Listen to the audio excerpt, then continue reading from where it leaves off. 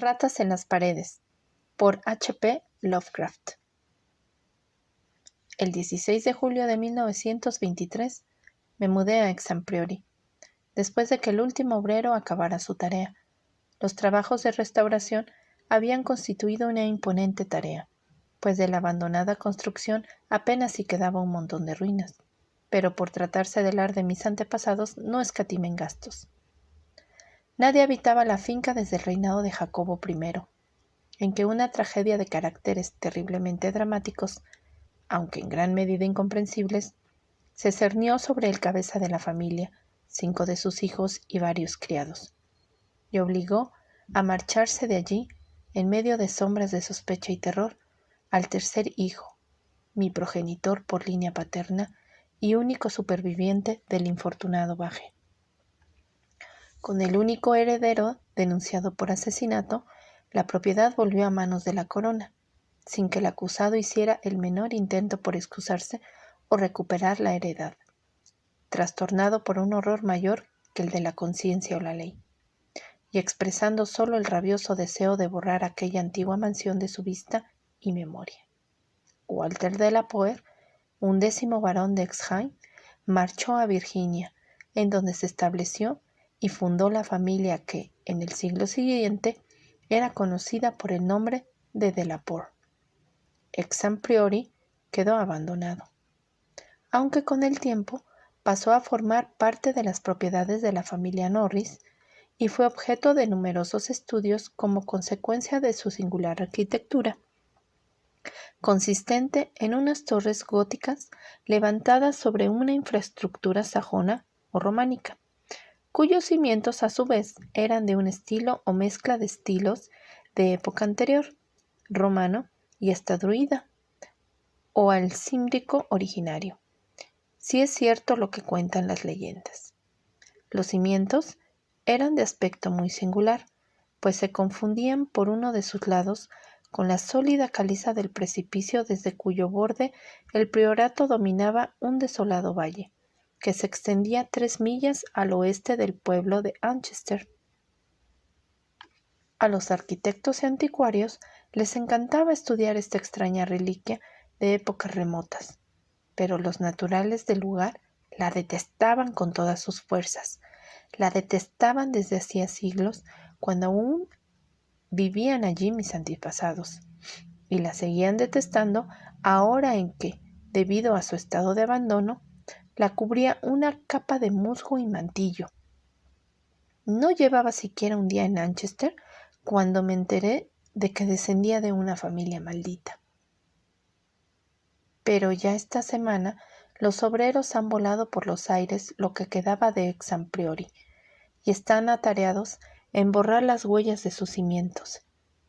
De siempre he conocido la historia, sin aditamentos de mi linaje familiar, y sé perfectamente que mi primer antepasado americano se trasladó a las colonias envuelto en las sombras de extrañas sospechas. De los detalles, con todo, jamás he sabido nada debido a la reticencia mantenida por generaciones entre los de la Poer. Al contrario que los colonos de nuestra vecindad, rara vez nos jactamos de antepasados que batallaron en las cruzadas o de contar en nuestro linaje con héroes medievales o renacentistas.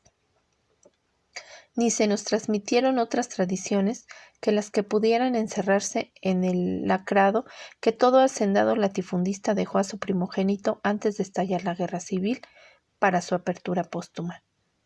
Las únicas glorias de las que nos jactábamos en la familia eran las alcanzadas tras la emigración, las glorias de un orgulloso y honorable, si bien un tanto retraído e insociable, linaje de Virginia.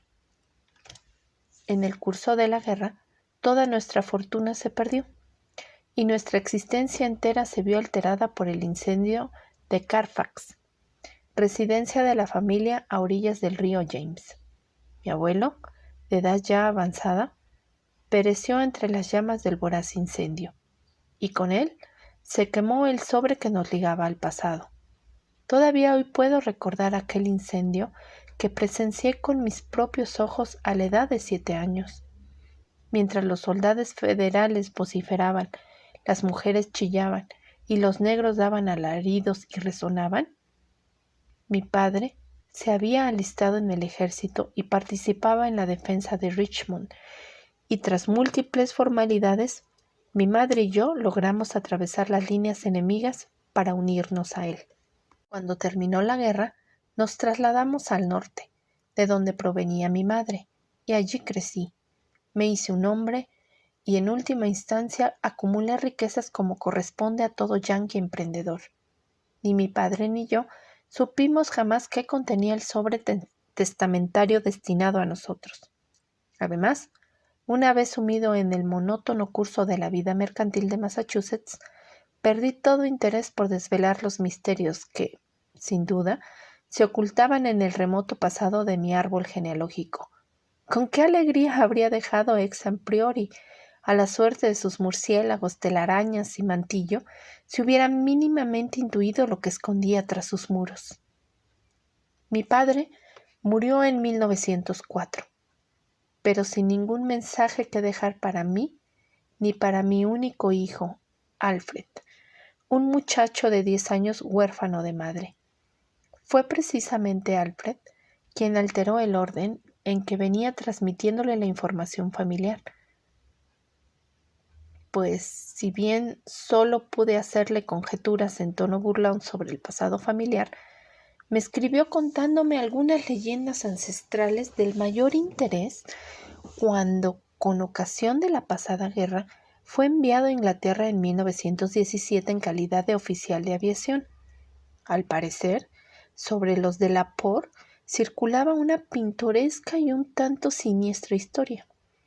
Un amigo de mi hijo, el capitán Edward Norris, del Royal Flying Corps, residía en las proximidades de nuestro solar familiar en Manchester y contaba unas supersticiones campesinas que pocos novelistas podrían llegar a igualar por los increíbles y demenciales que eran.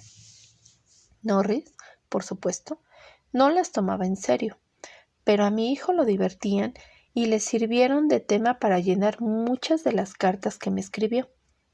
Fueron estas leyendas las que finalmente atrajeron mi atención hacia mi heredad transatlántica y me decidieron a comprar y restaurar el solar familiar que Norris mostró a Alfred en todo su pintoresco abandono, al mismo tiempo que se ofrecía a conseguírselo por una suma harto razonable, dado que el actual propietario era tío suyo. Compré ex priori en 1918, pero casi al punto me olvidé de los planes de restauración en que había estado pensando ante el regreso de mi hijo inválido de las piernas. Durante los 2 años que aún vivió, me dediqué por entero a su cuidado, dejando incluso la dirección del negocio en manos de mis socios. En 1921, sumido en la mayor desolación y sin saber qué hacer, apartado de toda actividad laboral, y notando ya que la vejez se me venía encima, resolví distraer el resto de mis años ocupado en la nueva posesión. Llegué a Manchester un día de diciembre, hospedándome en casa del capitán Norris, un joven algo gordo y afable que estimaba mucho a mi hijo, y me ofreció su colaboración en la tarea de acopiar planos y anécdotas en los que inspirarse al emprender las obras de restauración. No sentía la menor emoción en presencia de ex priori, un revoltijo de abandonadas ruinas medievales, cubiertas de líquenes y acribilladas de nidos de grajos, balanceándose amenazadoramente al borde de un enorme precipicio y sin el menor rastro de suelos o cualquier otro resto de interiores, salvo los muros de piedra de las separadas torres. Tras formarme poco a poco una idea de cómo debió ser el edificio cuando lo abandonaron mis antepasados 3 siglos atrás, me puse a contratar obreros para iniciar las tareas de reconstrucción. En todos los casos, me vi obligado a buscarlos fuera de la localidad más próxima, pues los naturales de Manchester profesaban un miedo y una aversión decididamente increíbles hacia aquel lugar. La magnitud del sentimiento era tal que a veces llegaba a contagiar a los trabajadores que venían de otros lugares. siendo esta la causa de numerosas deserciones. Por lo demás, su alcance se extendía tanto al priorato como a la antigua familia propietaria del mismo. Ya me había adelantado mi hijo que durante sus visitas al pueblo la gente se mostró un tanto reacia con él por ser un de la Puer. Y ahora, por idéntica razón, yo me sentía también sutilmente rechazado, hasta que logré convencerlos de que apenas sabía nada de mis antepasados. Y aún así, los vecinos del lugar se mostraban huraños conmigo, por cuanto me vi obligado a recurrir a Norris para recopilar la mayoría de las tradiciones populares que aún seguían circulando sobre el lugar.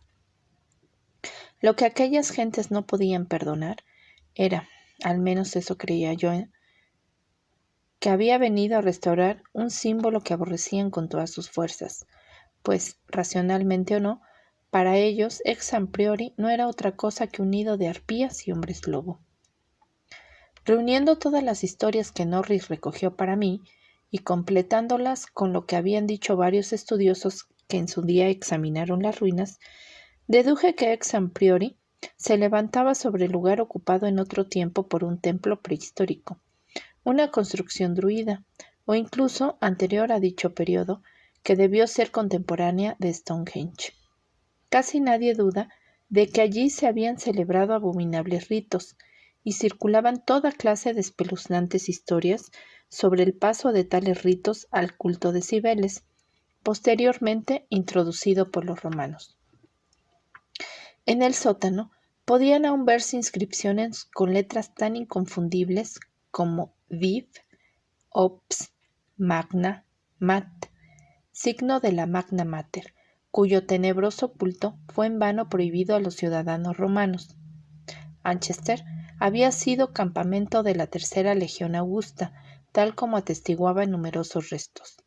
Y según todos los indicios, el templo de Cibeles debió ser una imponente construcción abarrotada de fieles que celebraban multitud de ceremonias presididas por un sacerdote frigio.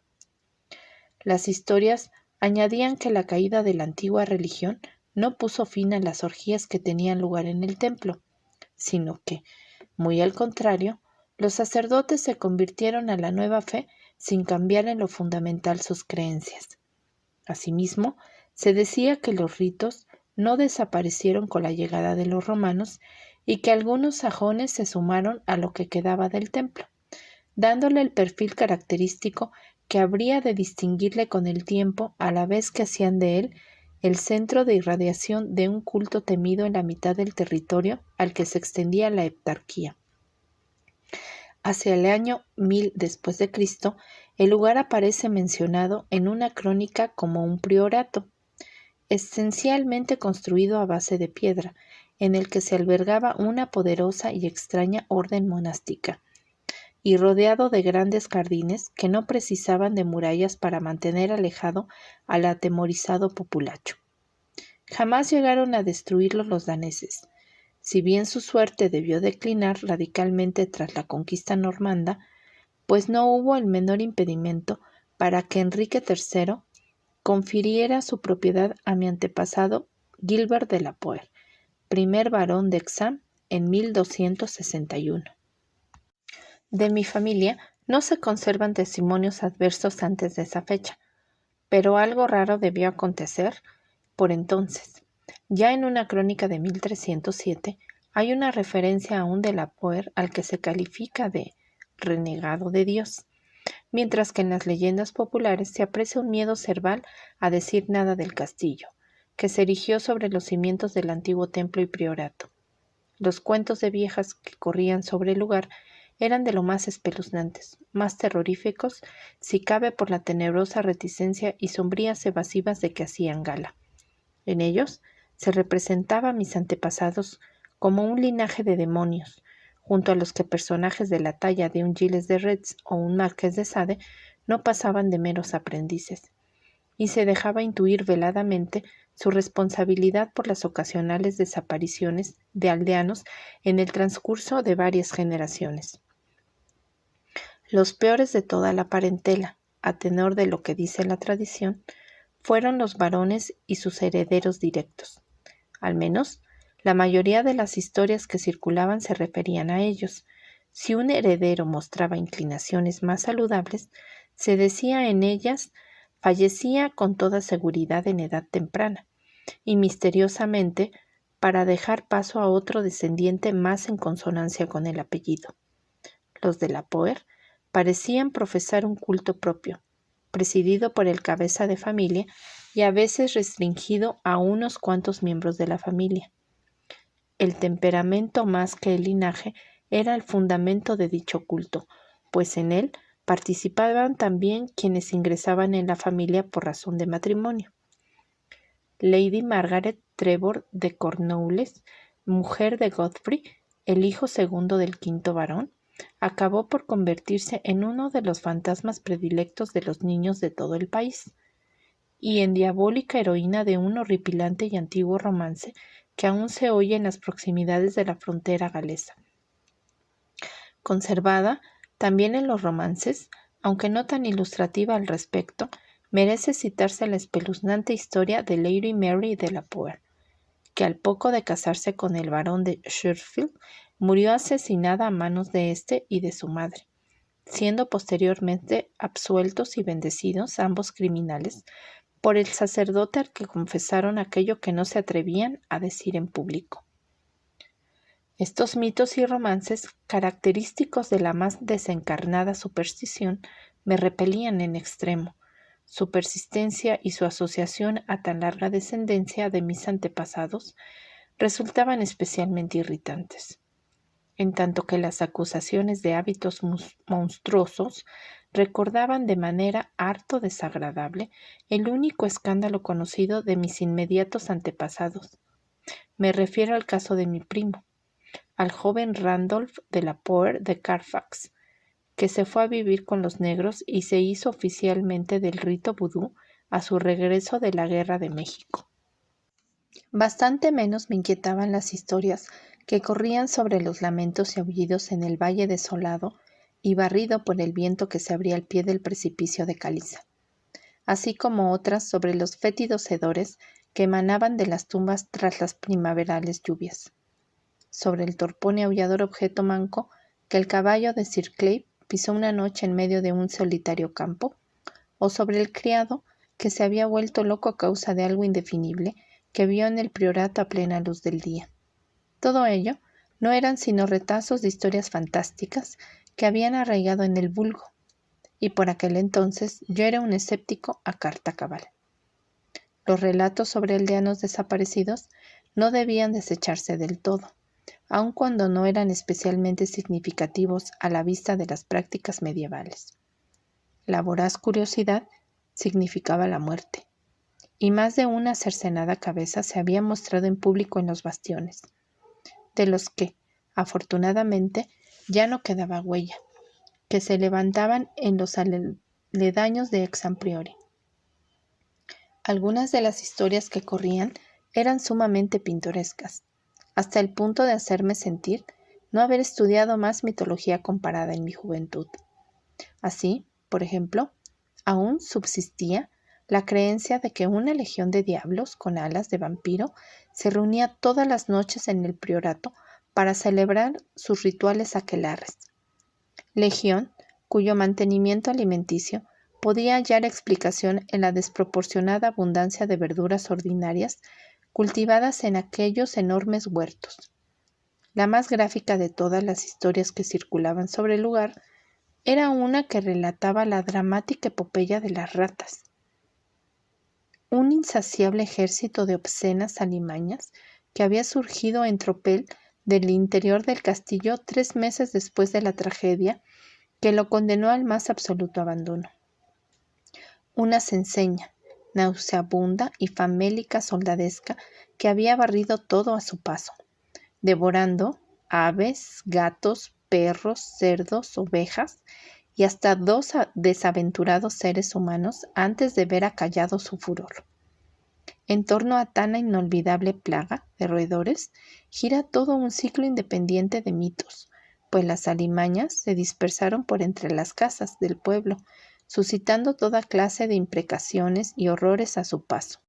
Tales eran las historias que se cernían sobre mí cuando me dispuse a acometer, con la obstinación propia de un anciano, las obras de restauración de mi ancestral solar. No debe creerse, ni siquiera por un momento, que tales historias constituían lo esencial del entorno psicológico en que me desenvolvía. Por otro lado, contaba con el apoyo decidido y constante del capitán Norris y de los arqueólogos que me rodeaban y asistían en mi tarea.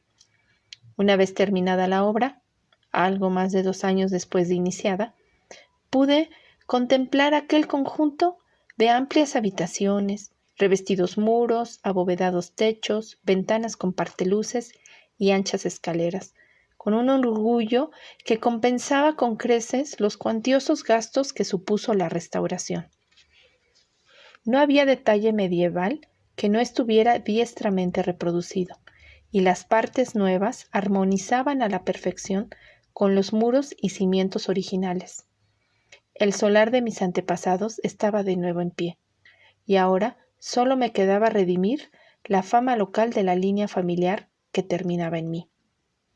Me quedaría a vivir allí, permanentemente, y demostraría a todos que un de la Poer, pues había adoptado de nuevo la grafía original del apellido, no tenía por qué ser un ser diabólico. Mi confort se vio en parte aumentado por el hecho de que, aunque Nexan Priori estaba construido según los cánones medievales, su interior era absolutamente nuevo y se hallaba libre de vetustos fantasmas y nocivas alimañas. Como ya he dicho, me mudé a Nexan Priori el 16 de julio de 1923.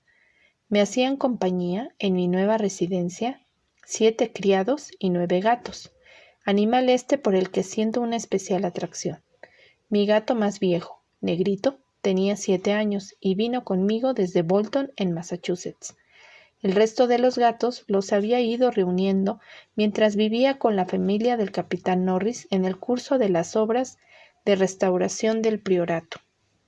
Durante 5 días, nuestra rutina prosiguió en medio de la más absoluta calma, empleando la mayor parte del tiempo en la clasificación de antiguos documentos relativos a la familia. Disponía ya de unas cuantas descripciones muy detalladas de la tragedia final y la huida de Walter de la Poer, que supuse sería lo que encerraba el legajo hereditario perdido en el incendio de Carfax. Al parecer, a mi antepasado se le acusó, con sobrada razón, de matar al resto de los moradores de la casa, salvo 4 criados cómplices suyos, mientras dormían, unas 2 semanas después de un sorprendente descubrimiento que habría de alterar toda su forma de ser, pero que no debió desvelar más que a los criados que colaboraron con él en el asesinato, y seguidamente huyeron lejos del alcance de la justicia. Esta degollina premeditada, en total, un padre, 3 hermanos y 2 hermanas, fue en gran medida condonada por los aldeanos y con tal negligencia dictaminada por la justicia que su instigador pudo huir, con todos los honores, sin sufrir el menor daño ni tener que disfrazarse. A Virginia. El sentir general que circulaba por el pueblo era que había librado aquellas tierras de la maldición inmemorial que sobre ellos pesaba. Ni siquiera puedo conjeturar cuál fue el descubrimiento que llevó a mi antepasado a cometer tan abominable acción. Walter de la Poer debía conocer desde hacía tiempo las siniestras historias que se contaban sobre su familia, por lo que no creo que el motivo que desató todo proviniera de dicha fuente. ¿Presenciaría acaso algún antiguo y espeluznante rito, o se daría de bruces con algún tenebroso símbolo revelador en el priorato o en sus aledaños? En Inglaterra se le tenía por un joven tímido y de buenos modales.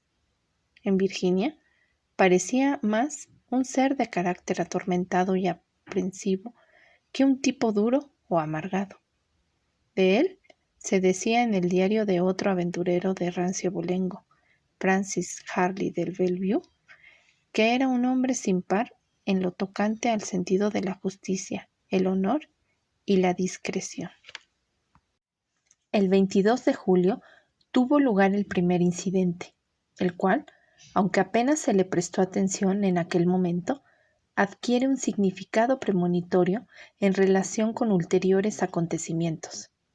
Fue tan poca cosa que casi no se le dio importancia, y apenas pudo advertirse en las circunstancias reinantes, pues debe recordarse que al ser el edificio prácticamente nuevo en su totalidad, salvo los muros, y hallarse atendido por una avesada servidumbre, toda aprensión habría sido absurda, no obstante las historias que corrían sobre el lugar. A poco más que esto se reduce lo que pude recordar a posteriori. Mi viejo gato negro, cuyo humor también conozco, estaba indudablemente alerta e inquieto, en una medida que no concordaba en nada con su habitual modo de ser. Iba de una habitación a otra, dando la impresión de estar intranquilo y preocupado por algo, y olisqueaba constantemente los muros que formaban parte de la estructura gótica. Comprendo perfectamente cuán trillado suena todo esto, algo así como el inevitable perro del cuento de fantasmas, que no cesa de gruñir hasta que su amo ve finalmente la figura envuelta en sábanas. Pero en este caso, creo que tiene su importancia. Al día siguiente, un criado vino a verme, a darme cuenta de la inquietud reinante entre los gatos de la casa. Yo me encontraba en mi estudio, una habitación de techo alto y orientada al occidente que había en el segundo piso, con arcos de aristas artesonado de roble oscuro y una triple ventana gótica que daba al precipicio de roca caliza, y desde la que se divisaba el inhóspito valle. Mientras me hablaba el criado, pude ver cómo la forma de azabache de Negrito se arrastraba a lo largo del muro oeste y arañaba el nuevo artesonado que cubría la antigua piedra. Le dije al criado que debía tratarse de algún extraño olor o emanación procedente de la antigua mampostería, y que, si bien era imperceptible al olfato humano, debía afectar a los sensibles órganos de los felinos a pesar del artesonado que lo recubría. Así lo creía sinceramente, y cuando aquel hombre aludió a la posible presencia de roedores, le dije que en el lugar no había habido ratas durante 300 años, y que difícilmente podrían encontrarse los ratones de la campiña que los circundaba en tan altos muros, pues nunca se los había visto merodeando por allí.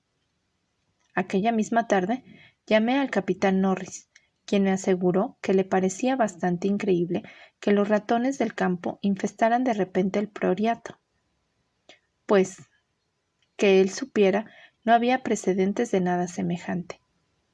Aquella noche, prescindiendo como de costumbre de la ayuda del mayordomo, me retiré a la cámara de la torre, orientada al occidente que me había reservado. A ella se llegaba desde el estudio tras subir por una escalinata de piedra y atravesar una pequeña galería, la primera antigua en parte, la segunda enteramente restaurada. La estancia era circular, de techo muy alto y sin revestimiento alguno, si bien de la pared colgaban unos tapices que había comprado en Londres. Tras comprobar que Negrito se hallaba conmigo, cerré la pesada puerta gótica y me recogí a la luz de aquellas bombillas eléctricas que tanto se asemejaban a bujías. Al cabo de un rato, apagué la luz y me dejé hundir en la taraseada y endoselada cama coronada por 4 baldoquines, con el venerable gato en su habitual lugar a mis pies. No eché las cortinas, quedando mi mirada fija en la angosta ventana que daba al norte y tenía justo frente a mí. Un esbozo de aurora se dibujaba en el cielo, destacando la siempre grata silueta de los primorosos tracerías de la ventana. En un momento dado, debí quedarme apaciblemente dormido, pues recuerdo claramente una sensación de despertar de extraños sueños, cuando el gato dio un brusco respingo, abandonando la serena posición en que se encontraba. Pude verlo gracias al tenue resplandor de la aurora. Tenía la cabeza enhiesta hacia adelante, las patas delanteras clavadas en mis tobillos y las traseras estiradas cuan larga cera. Miraba fijamente un punto de la pared situado algo al oeste de la ventana, un punto en el que mi vista no encontraba nada digno de resaltar, pero en el que se concentraban ahora mis 5 sentidos. Mientras observaba, comprendí el motivo de la excitación de Negrito. Si se movieron o no los tapices es algo que no sabría decir. A mí me pareció que sí, aunque muy ligeramente. Pero lo que sí puedo jurar es que detrás de los tapices oía un ruido, leve pero nítido, como de ratas o ratones escabulléndose precipitadamente. No había transcurrido un segundo cuando el gato ya se había arrojado materialmente sobre el tapiz de matizados colores, haciendo caer al suelo, debido a su peso, la parte a la que se agarró y dejando al descubierto un antiguo y húmedo muro de piedra, retocado aquí y allá por los restauradores, y sin la menor traza de roedores merodeando por sus inmediaciones. Negrito recorrió de arriba abajo el suelo de aquella parte del muro, desgarrando el tapiz caído e intentando en ocasiones introducir sus garras entre el muro y la tarima del suelo. Pero no encontró nada, y al cabo de un rato volvió muy fatigado a su habitual posición a mis pies. Yo no me había levantado de la cama, pero no volví a conciliar el sueño en toda la noche. A la mañana siguiente, indagué entre la servidumbre, pero nadie había advertido nada anormal, excepto la cocinera, que recordaba el anómalo comportamiento de un gato que dormitaba en el alféizar de su ventana. El gato en cuestión se puso a maullar a cierta hora de la noche, despertando a la cocinera justo a tiempo de verlo lanzarse a toda velocidad por la puerta abierta escaleras abajo. Al mediodía me quedé un rato amodorrado, y al despertarme fui a visitar de nuevo al capitán Norris, que me mostró especial interés en lo que le conté. Los incidentes extraños, tan raros a la vez que tan curiosos, despertaban en él el sentido de lo pintoresco y le trajeron a la memoria multitud de recuerdos de historias locales sobre fantasmas. No conseguíamos salir de nuestro estupor ante la presencia de las ratas, y lo único que se le ocurrió a Norris fue dejarme unos cepos y unos polvos de verde de París, que de vuelta a casa mandé a los criados colocar en lugares estratégicos. Me fui pronto a la cama, pues tenía mucho sueño, pero mientras dormía me asaltaron atroces pesadillas. En ellas miraba hacia abajo desde una impresionante altura a una gruta débilmente iluminada, cuyo suelo estaba cubierto por una gruesa capa de estiércol. En el interior de dicha gruta había un demonio porquerizo de canosa barba que dirigía con su cayado un rebaño de bestias fungiformes y flácidas, cuya sola vista me produjo una indescriptible repugnancia. Luego, mientras el porquero se detenía un instante y se inclinaba para divisar su rebaño, un impresionante enjambre de ratas llovió del cielo sobre el hediondo abismo y se puso a devorar a animales y hombre. Tras tan terrorífica visión me desperté bruscamente a causa de los bruscos movimientos de Negrito, que como de costumbre dormía a mis pies. Esta vez no tuve que inquirir por el origen de sus gruñidos y resoplidos, ni por el miedo que le impulsaba a hundir sus garras en mis tobillos. Inconsciente de su efecto, pues las 4 paredes de la estancia bullían de un sonido nauseabundo, el repugnante deslizarse de gigantescas ratas famélicas. En esta ocasión no había aurora que permitiera ver en qué estado se encontraba el tapiz, cuya sección caída había sido reemplazada, pero no vacilé ni un instante en encender la luz. Al resplandor de ésta pude ver cómo todo el tapiz era presa de una espantosa sacudida, hasta el punto de que los dibujos, de por sí ya un tanto originales, se pusieron a ejecutar una singular danza de la muerte. La agitación desapareció casi al instante, y con ella los ruidos. Saltando del lecho, hurgué en el tapiz con el largo mango del calentador de cama que había en la habitación, y levanté una parte del mismo para ver qué había debajo, pero allí no había nada, sino el restaurado muro de piedra, y para entonces ya había remitido el estado de tensión en que se encontraba el gato debido al olfateo de algo anómalo. Cuando examiné el cepo que había colocado en la habitación, pude ver que todos los orificios se encontraban forzados, aunque no quedase rastro de lo que debió escaparse tras caer en la trampa. Naturalmente, ni se me pasó por la cabeza volver a la cama, así que encendí una vela, abrí la puerta y salí a la galería al final de la cual estaban las escaleras que conducían a mi estudio, con Negrito siempre pegado a mis talones. Antes de llegar a la escalinata de piedra, empero, el gato salió disparado delante de mí y desapareció tras el antiguo tramo. Mientras bajaba la escalera, llegaron de repente hasta mí unos sonidos producidos en la gran estancia que quedaba debajo, unos sonidos de tal naturaleza que no podían inducir a equívoco. Los muros de artesonado de roble bullían de ratas que se deslizaban y se arremolinaban en un inusitado frenesí, mientras Negrito corría de un lado para otro con la irritación propia del cazador burlado. Al llegar abajo, encendí la luz, pero no por ello remitió el ruido esta vez.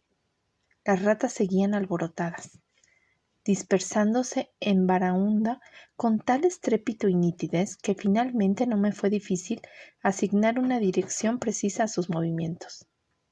Aquellas criaturas, en número al parecer incalculable, estaban embarcadas en un impresionante movimiento migratorio desde inimaginables alturas hasta una profundidad desconocida. Seguidamente oí un ruido de pasos en el corredor y unos instantes después 2 criados abrían de golpe la maciza puerta. Rastreaban toda la casa en busca del origen de aquel revuelo que llevó a todos los gatos de la casa a lanzar estridentes maullidos y a saltar precipitadamente varios tramos de escalera hasta llegar ante la puerta cerrada del sótano, donde se agazaparon sin dejar de maullar. Les pregunté a los criados si habían visto las ratas, pero su respuesta fue negativa, y cuando me volteé para llamar su atención a los sonidos que se oían en el interior del artesonado, pude advertir que el ruido había cesado. Junto con aquellos 2 hombres bajé hasta la puerta del sótano, pero para entonces ya se habían dispersado los gatos. Luego decidí explorar la cripta que había debajo, pero de momento me limité a inspeccionar los cepos. Todos habían saltado, pero no tenían ni un solo ocupante. Contento porque, excepto los felinos y yo, nadie más había oído las ratas. Me senté en mi estudio hasta que alboreó el día, reflexionando intensamente sobre cuál pudiera ser la causa de todo ello, y tratando de recordar todo fragmento de leyenda desenterrado por mí que hiciera referencia al edificio en que habitaba. Dormí un poco por la mañana, reclinado en el único sillón confortable del gabinete que mi medieval diseño del mobiliario no logró proscribir. Al despertarme, llamé por teléfono al capitán Norris, quien se presentó al cabo de un rato y me acompañó en la exploración del sótano. No encontramos absolutamente nada que nos llamase la atención, aunque no pudimos reprimir un escalofrío al enterarnos de que la cripta databa de tiempos de los romanos. Todos los arcos bajos y macizos pilares eran de estilo romano, no del estilo degradado de los chapuceros sajones, sino del severo y armónico clasicismo de la era de los Césares. Como cabía esperar, las paredes abundaban en inscripciones familiares a las que los arqueólogos habían explorado en repetidas ocasiones. El lugar podían leerse cosas del estilo de P. Getae, Prop, Temp, Dona y Praec, VS, Pontifi, Atis y otras más.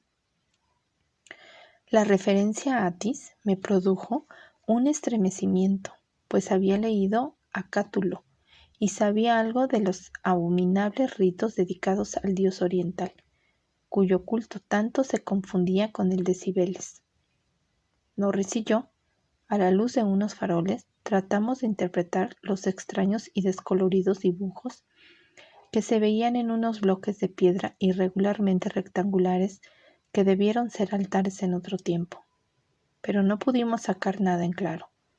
Recordamos que uno de aquellos dibujos, una especie de sol del que salían unos rayos en todas las direcciones, fue escogido por los estudiantes para mostrar que no era de origen romano, sugiriendo que los sacerdotes romanos se habían limitado a adoptar aquellos altares que provendrían de un templo más antiguo, y probablemente aborigen, levantado sobre aquel mismo suelo. En uno de aquellos bloques se advertían unas manchas marrones que me dieron que pensar. El mayor de todos ellos, un bloque que se encontraba en el centro de la estancia. Tenía ciertos detalles en la cara superior que indicaban que había estado en contacto con el fuego. Probablemente se trataba de ofrendas incineradas. Tales eran las cosas que se veían en aquella cripta, ante cuya puerta los gatos habían estado maullando, y donde Norris y yo habíamos decidido pasar la noche. Los criados, a quienes se les advirtió que no se preocuparan por los movimientos de los gatos durante la noche, bajaron sendos sofás, y Negrito fue admitido en calidad de ayuda a la vez que de compañía.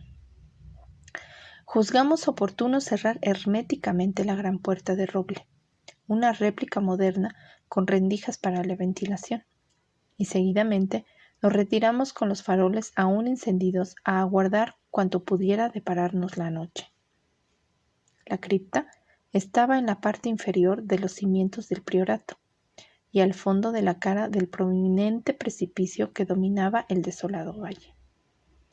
No dudaba que aquel había sido el objetivo de las infatigables e inexplicables ratas, aun cuando no sabría decir el motivo. Mientras aguardábamos, expectantes, mi vigilia se entremezclaba ocasionalmente con sueños a medio formar, de los que me despertaban los inquietos movimientos del gato que, como de costumbre, se encontraba a mis pies. Pero aquella noche mis sueños no tuvieron nada de agradable, al contrario, fueron tan espeluznantes como los de la noche anterior. De nuevo aparecieron ante mí la siniestra gruta en penumbra y el porquero con sus innombrables y fungiformes bestias revolcándose en el cieno. Y al mirar a aquellos seres me parecieron más cerca y con perfiles más precisos, tan precisos que casi podía ver sus rasgos físicos. Luego pude ver la flácida fisonomía de uno de ellos, cuando, de repente, desperté profiriendo tal grito que Negrito dio un violento respingo, mientras el capitán Norris, que no había pegado el ojo en toda la noche, se echó a reír a carcajadas. Y aún más, o quién sabe si menos, habría reído Norris de haber sabido el motivo de mi estruendoso grito. Pero ni yo mismo lo recordé hasta pasado un rato. El horror descarnado tiene la virtud de paralizar a menudo la memoria. Norris me despertó al empezar a manifestarse el fenómeno. En el curso del referido y espantoso sueño, me desveló con una ligera sacudida, instándome a que escuchara el ruido de los gatos. Y bien que podía escucharse, pues al otro lado de la cerrada puerta, al pie de la escalinata de piedra, había una verdadera baraúnda de felinos aullando y arañando en la madera, mientras Negrito, absorto por completo de cuanto pudieran estar haciendo sus congéneres, corría alocadamente a lo largo de los desnudos muros de piedra, en los que pude percibir claramente el mismo ajetreo de ratas deslizándose que tanto me había atribulado la noche anterior. Un indescriptible terror se apoderó de mí, pues aquellas anomalías no podían explicarse por procedimientos normales. Aquellas ratas, de no ser las criaturas procedentes de un estado febril que solo yo compartía con los gatos, debían escabullirse y tener su madriguera entre los muros romanos, que creía estaban formados por bloques de caliza sólida. A menos se me ocurrió pensar que la acción del agua en el curso de más de 17 siglos hubiera horadado sinuosos túneles que los roedores habrían posteriormente despejado y ensanchado. Pero aún así, el horror espectral que experimentaba no era menor, pues en el supuesto de que se tratase de alimañas de carne y hueso, ¿por qué Norris no oía su repugnante alboroto? ¿Por qué me instó a que observara a Negrito y escuchara los maullidos de los gatos afuera? ¿Y por qué intuía difusamente y sin fundamento los motivos que les llevaban a armar aquel revuelo?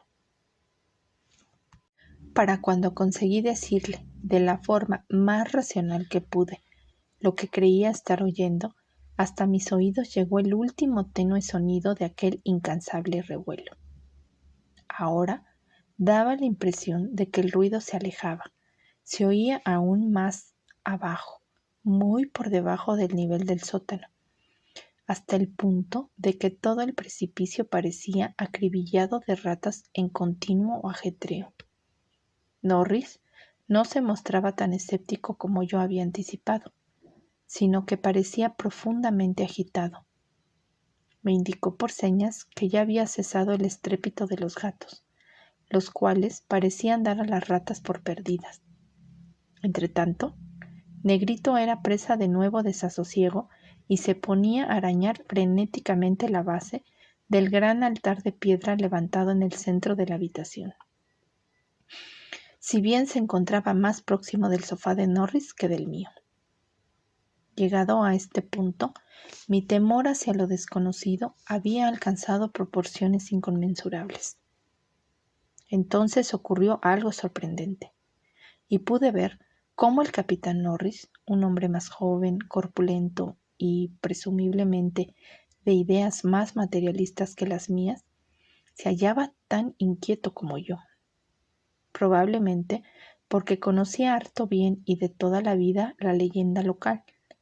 De momento, no podíamos hacer sino limitarnos a observar cómo Negrito hundía sus garras cada vez con menos fervor en la base del altar, levantado de vez en cuando la cabeza y maullando en dirección mía de aquella manera tan persuasiva con que acostumbraba hacerlo cuando quería algo de mí. Norris acercó un farol al altar y examinó de cerca el lugar donde Negrito estaba arañando. Se arrodilló en silencio y desbrozó los líquenes que estaban allí desde hacía siglos y unían el macizo bloque prerromano al teselado suelo. Pero tras mucho escarbar, no encontró nada de particular, y ya estaba a punto de cejar en sus esfuerzos cuando advertí una circunstancia trivial que me hizo estremecer, aun cuando no podía decirse que me cogiera totalmente de improviso. Hice partícipe de mi descubrimiento a Norris, y ambos nos pusimos a examinar aquella casi imperceptible manifestación con la fijeza propia de quien realiza un fascinante hallazgo que confirma lo acertado de sus pesquisas. En suma, se trataba de lo siguiente. La llama del farol colocado junto al altar oscilaba, ligera, pero evidentemente, debido a una corriente de aire que no soplaba antes y que sin duda procedía de la rendija que había entre el suelo y el altar en donde Norris había estado desbrozando los líquenes.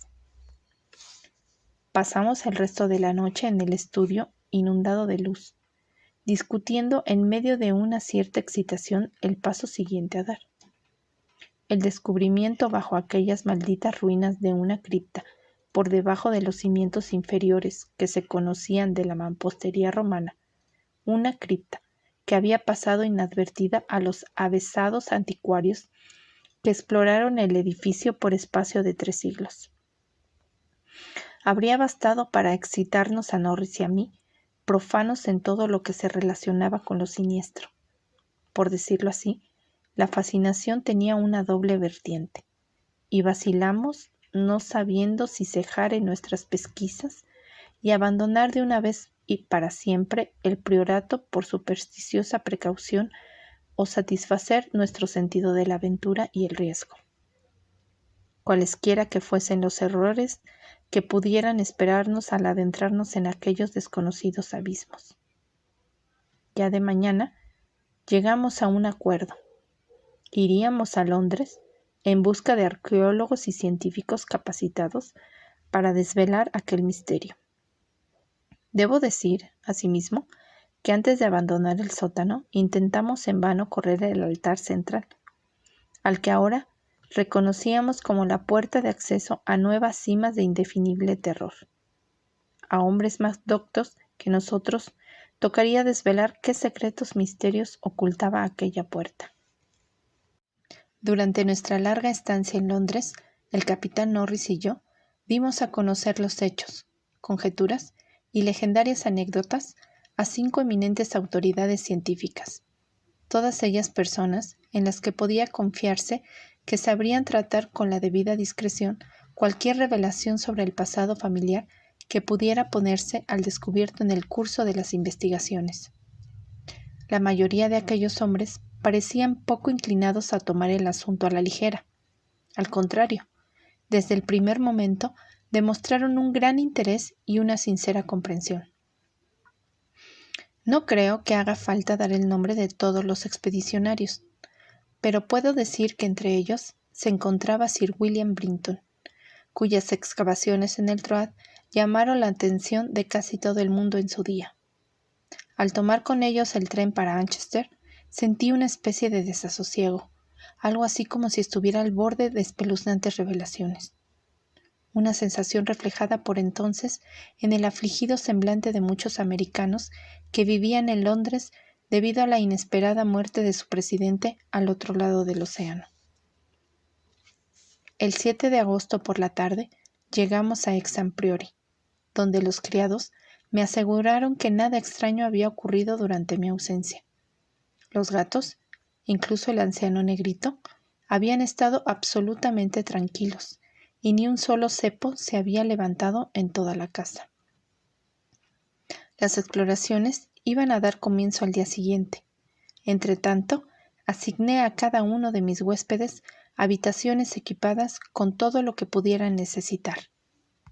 Yo me fui a dormir a mi cámara de la torre, con Negrito siempre a mis pies. Al poco caí dormido, pero espantosos sueños volvieron a asaltarme. Tuve una pesadilla de una fiesta romana como la de Trimalción, en la que pude ver una abominable monstruosidad en una fuente cubierta. Luego volví a ver aquella maldita y recurrente visión del porquero y su hedionda piaria en la tenebrosa gruta. Pero cuando me desperté ya era de día, y en las habitaciones de abajo no se oían ruidos anormales. Las ratas, ya fuesen reales o imaginarias, no me habían molestado lo más mínimo, y Negrito seguía durmiendo plácidamente.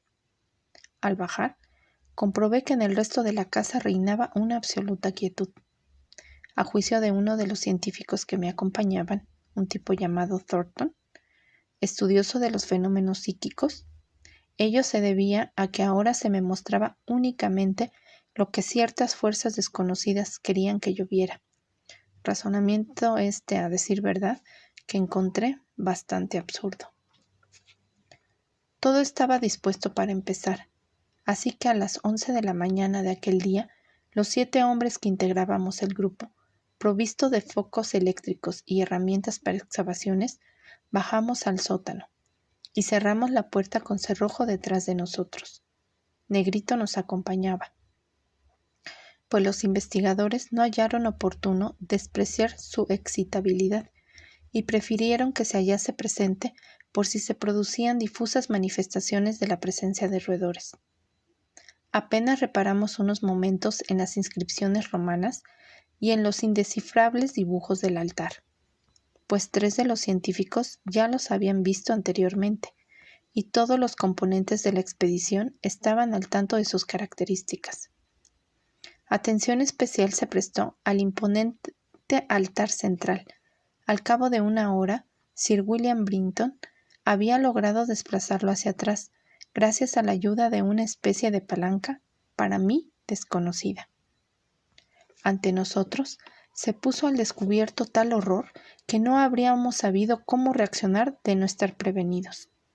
a través de un orificio casi cuadrado, abierto en el enlosado suelo, y desparramados a lo largo de un tramo de escalera tan desgastado que parecía poco más que una superficie plana con una ligera inclinación en el centro, se veía un horrible amasijo de huesos de origen humano, o cuando menos semihumano. Los esqueletos, que conservaban su postura original, evidenciaban actitudes de infernal pánico, y en todos los huesos se apreciaba la huella de mordeduras de roedores. No había nada en aquellos cráneos que indujera a pensar que pertenecieron a seres con un alto grado de idiocia o cretinismo, o siquiera en la posibilidad de que fueran restos de antropoides prehistóricos. Por encima de los escalones rebosantes de inmundicia se abría en forma de arco un pasadizo en descenso, que parecía labrado en la roca viva, por el que circulaba una corriente de aire. Pero aquella corriente no era una bocanada brusca y hedionda, cual si de una cripta cerrada se tratase, sino una agradable brisa con algo de aire fresco. Tras detenernos un momento, nos aprestamos, en medio de un general escalofrío, a abrirnos paso escalera abajo. Fue entonces cuando Sir William, tras examinar atentamente los labrados muros, hizo la sorprendente observación de que el pasadizo, a tenor de la dirección de los golpes, parecía haber sido labrado desde abajo. Ahora debo meditar detenidamente lo que digo y elegir con sumo cuidado las palabras. Tras abrirnos paso unos escalones a través de los roídos huesos, vimos una luz frente a nosotros. No se trataba de una fosforescencia mística ni nada por el estilo, sino de luz solar filtrada que no podía proceder sino de ignotas fisuras abiertas en el precipicio que se erigía sobre el desolado valle. No tenía nada de particular que nadie desde el exterior hubiera parado mientes en aquellas rendijas, pues aparte de estar el valle totalmente despoblado, la altura y pendiente del precipicio eran tales que solo un aeronauta podría estudiar su cara en detalle. Unos pasos más, y nuestro aliento quedó literalmente arrebatado ante el espectáculo que se nos ofrecía a la vista. Tan literalmente que Thornton, el investigador de lo psíquico, cayó desmayado, en los brazos del aturdido expedicionario que marchaba detrás suyo. Norris, con su rechoncha cara totalmente lívida y flácida, se limitó a lanzar un grito inarticulado. Y en cuanto a mí, creo que emití un resuello o siseo, y me tapé los ojos.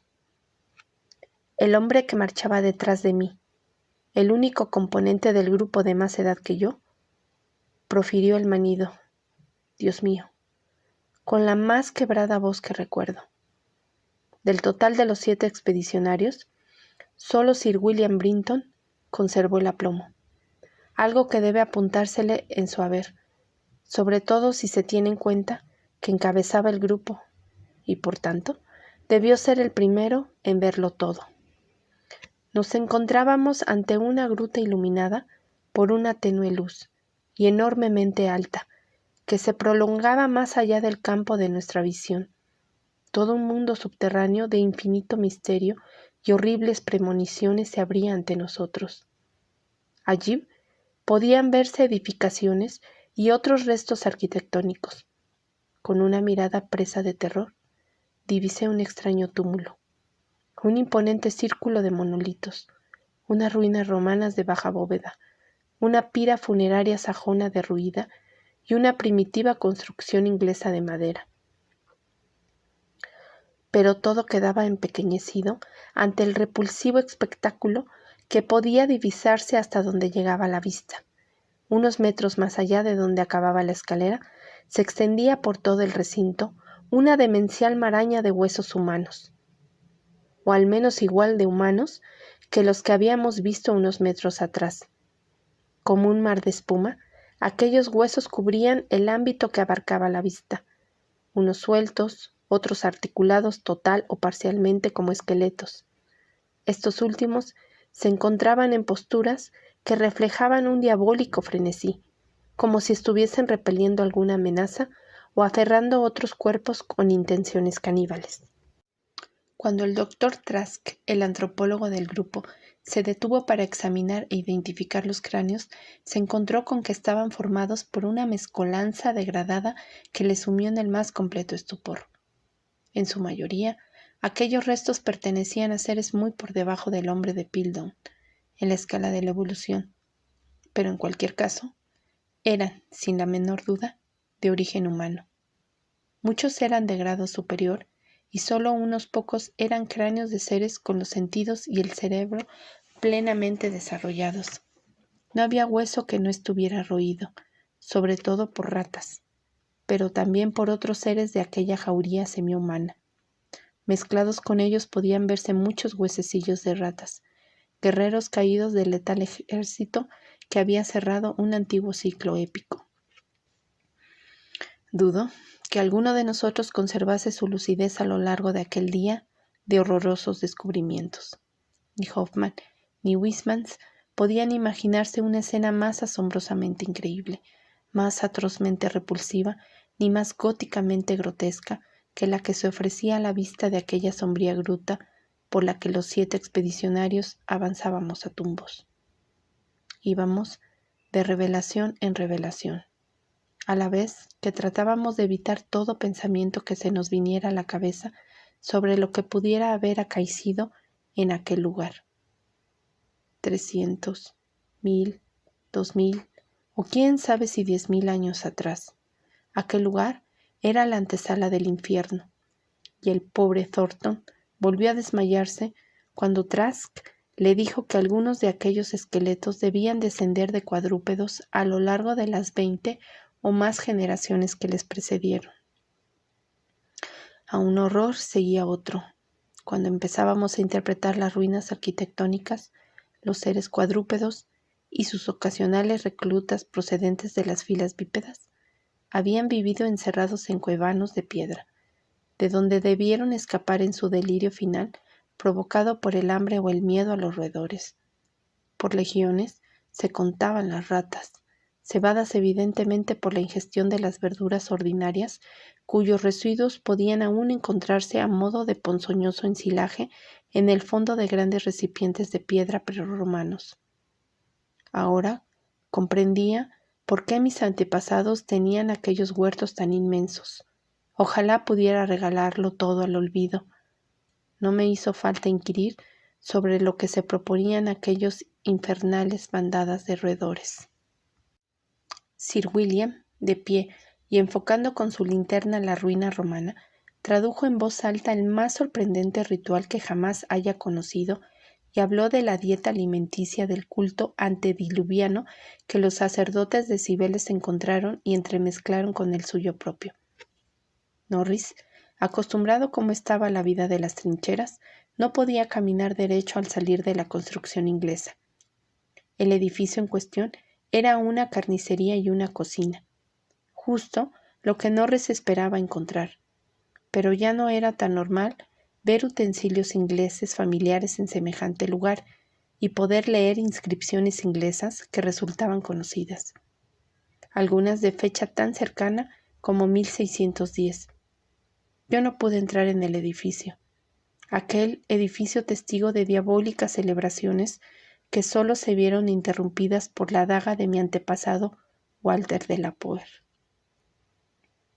Si me aventuré a entrar en lo que resultó ser el edificio bajo sajón, cuya puerta de roble se hallaba en el suelo, y en él me encontré una impresionante hilera de 10 celdas de piedra con herrumbosos barrotes.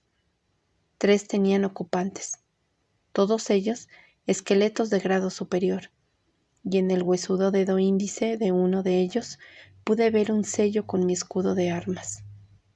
Sir William encontró una cripta con celdas aún más antiguas debajo de la capilla romana. Pero en este caso, las celdas estaban vacías. Debajo había una cripta de techo bajo, llena de nichos con huesos alineados, algunos de los cuales mostraban terribles inscripciones geométricas esculpidas en latín, en griego y en la lengua de Frigia. Mientras tanto, el doctor Trask había abierto uno de los túmulos prehistóricos, descubriendo en su interior unos cráneos de escasa capacidad, poco más desarrollados que los de los gorilas, con unos signos ideográficos indescifrables. Mi gato permaneció imperturbable ante todo aquel espectáculo. En una ocasión, lo vi pavorosamente subido encima de una montaña de huesos, y me pregunté qué secretos podrían ocultarse tras aquellos relampagueantes ojos amarillos. Tras habernos hecho una ligera idea de las espantosas revelaciones que se escondían en aquella parte de la sombría cueva, lugar aquel tan horriblemente presagiado en mi recurrente sueño, volvimos a aquel aparente abismo sin fin, a la nocturnal caverna en donde ni un solo rayo de luz se filtraba a través del precipicio. Jamás sabremos qué invisibles mundos estigios se abrían más allá de la pequeña distancia que recorrimos, pues no creímos que el conocimiento de tales secretos pudiera redundar en pro de la humanidad. Pero había suficientes cosas en las que fijarnos en torno nuestro, pues apenas habíamos dado unos pasos cuando la luz de los focos puso al descubierto la espeluznante infinidad de pozos en que las ratas se habían dado festín, y cuyo repentino agotamiento fue la causa de que el ejército de famélicos roedores se lanzara, en un primer momento, sobre los rebaños vivos de hambrientos seres, y luego se escapara en tropel del priorato en aquella histórica y devastadora orgía que jamás olvidarán los vecinos del lugar. Dios mío, qué inmundos pozos de quebrados y descarnados huesos y abiertos cráneos, qué cimas de pesadilla rebosantes de huesos de pitecántropos, celtas, romanos e ingleses de incontables centurias de vida no cristiana. En unos casos estaban repletos y sería imposible decir qué profundidad tuvieron en otro tiempo. En otros, la luz de nuestros focos no llegaba siquiera al fondo y se los veía abarrotados de las más increíbles cosas. ¿Y qué habría sido, pensé, de las desventuradas ratas que se dieron de bruces con aquellos cepos en medio de la oscuridad de tan horripilante tártaro? En cierta ocasión, mi pie casi se introdujo en un horrible foso abierto, haciéndome pasar unos instantes de terror extático. Debí quedarme absorto un buen rato, pues salvo al capitán Norris no pude ver a nadie del grupo. Seguidamente, se oyó un sonido procedente de aquella tenebrosa e infinita distancia que creí reconocer, y vi a mi viejo gato negro pasar raudo delante de mí como si fuese un alado dios egipcio que se dirigiese a los insondables abismos de lo desconocido. Pero el ruido no se oía tan lejano, pues al instante comprendí perfectamente de qué se trataba.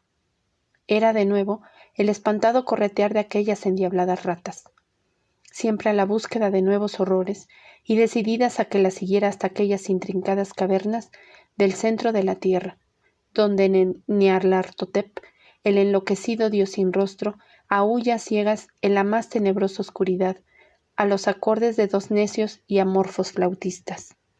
Mi foco se apagó, pero no por ello dejé de correr. Oía voces, alaridos y ecos, pero por encima de todo, percibía ligeramente aquel abominable e inconfundible corretear.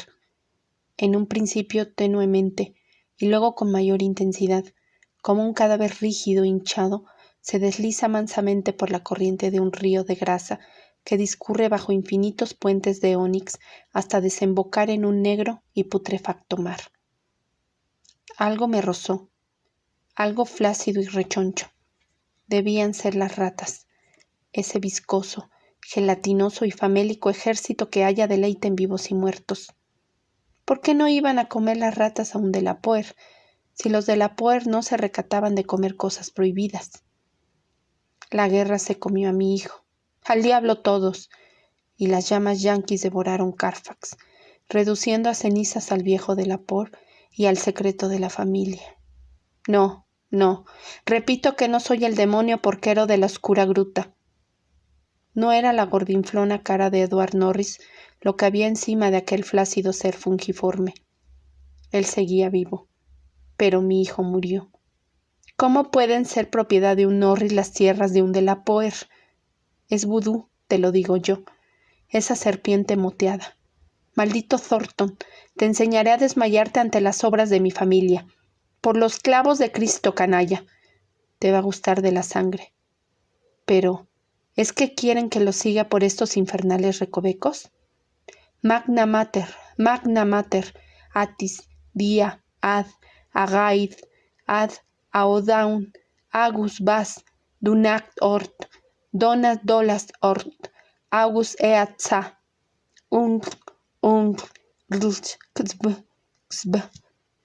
Estas cosas y otras, según cuentan, decía yo cuando me encontraron en medio de las tinieblas 3 horas después.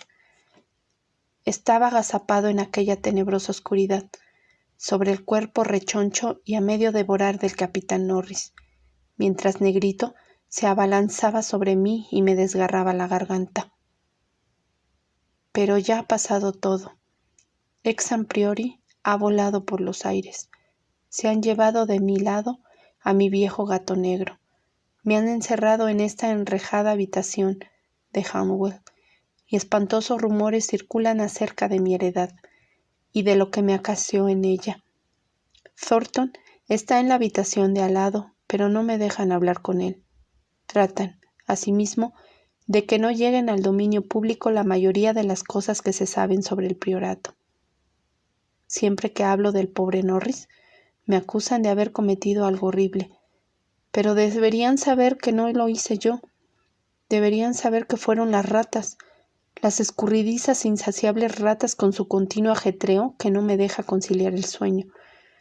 Las endiabladas ratas que corretean tras los acolchados muros de la habitación en que ahora me encuentro, y me reclaman para que las siga en pos de horrores que no pueden compararse con los hasta ahora conocidos. Las ratas que ellos no pueden oír, las ratas de las paredes.